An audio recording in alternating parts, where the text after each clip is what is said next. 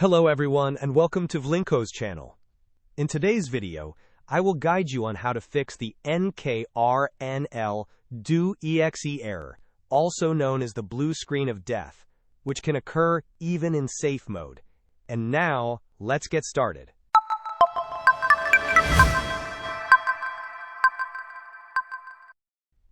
If you are experiencing the Ntoskrnl Exe error, or the blue screen of death on your system, this video will provide a solution that works for both normal and safe modes. The first step involves using the Windows Memory Diagnostic tool.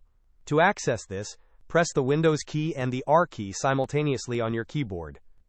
In the Run dialog box that appears, type mdsched and press Enter.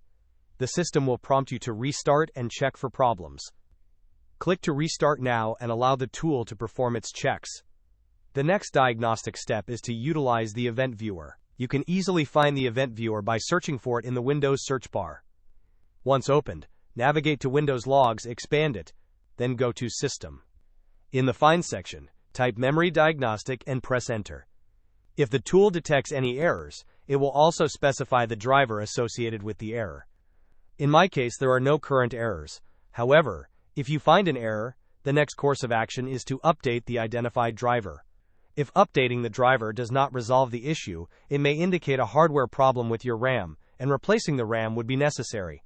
While reinstalling the operating system might seem like an option, it is unlikely to fix this particular problem, as it will likely reoccur. Hope this was helpful. Don't forget to like and subscribe if you enjoyed. As always, thanks for watching, and I will see you in the next video.